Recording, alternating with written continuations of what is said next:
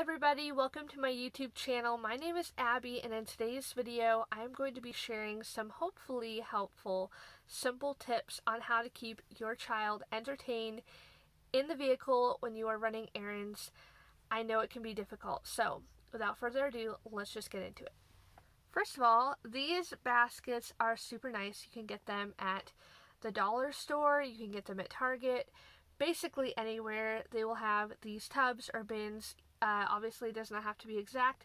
It is helpful when it has handles, but if you can stick one of these in between your children's seats in the back, it'll fit perfectly just like that, and then you're going to fill it with some random books. So I'm going to show you the books that I'm going to be putting in the basket this time, and I try to rotate the books every couple of weeks, put in new ones, just give it a little bit of a refresh because kids can get tired of reading the same things all the time, and it just makes it more exciting when they can have a new book to look at. So this time around I'm putting in The Cat in the Hat. We're going to put in a couple of Dr. Seuss books. It all depends on the reading level of your children, but this is a beginner book, so I'm putting in The Cat in the Hat. Putting in mostly my favorites from when I was growing up. Green Eggs and Ham is another good one. There's Fox and Socks and Hop on Pop. Those are the 4 Dr. Seuss ones that I'm putting in this time. There's several different reading levels in Dr. Seuss.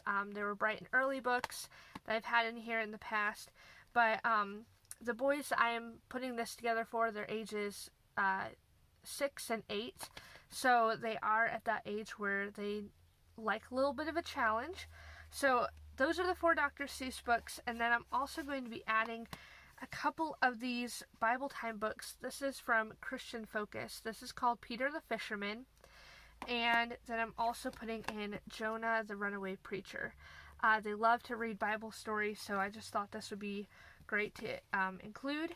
So these books are a little bit longer, so it all depends on what they want to read, but this book will be great if they're going to be in the vehicle for a good amount of time, and we'll just give them a little bit more of a challenge to read.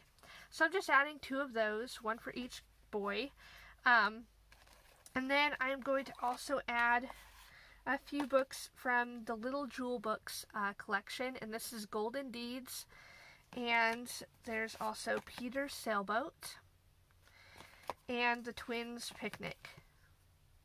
So as you can tell, probably they're more generalized books that I picked this time.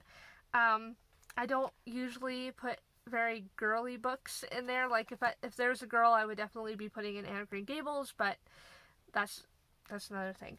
So those are the, I think, 9 books that I'm going to be putting into the basket that I just showed you a minute ago, and I'll show you what it looks like.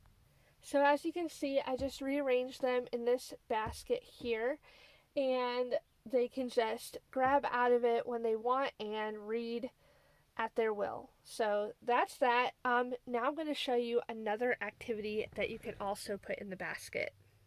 Okay, so you don't want to put just books in a basket because sometimes that can be a little bit boring. I mean, you can do that, but try to add a couple of activities in there as well.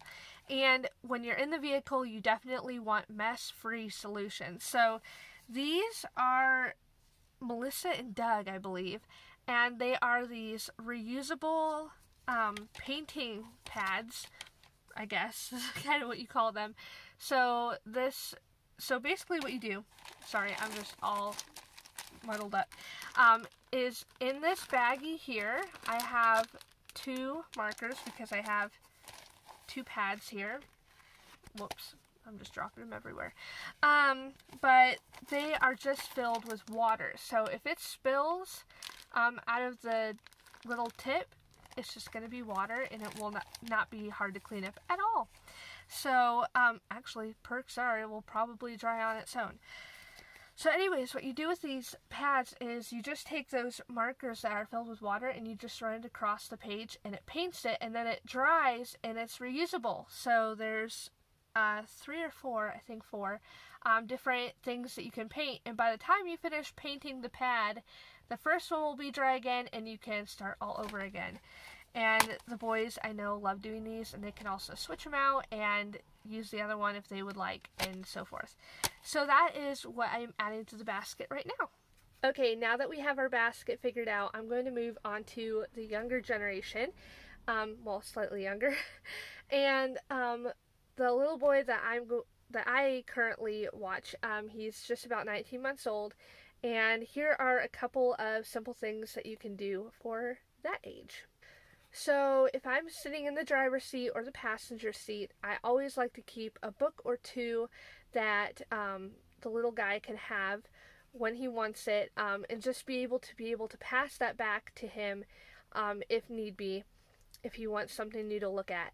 So I always keep a book or two up front with me just to have that available.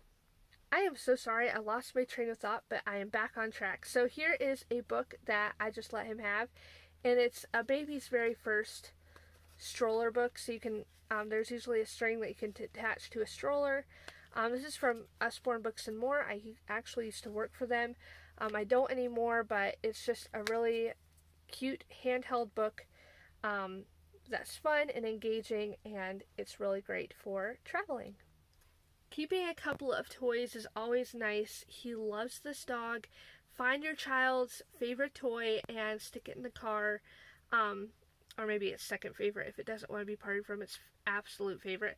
And so yeah, this is the dog, little Paw Patrol puppy I have in here for him, as well as this little blankie chew toy squeaker thing. He really enjoys that. And then let me show you what this is.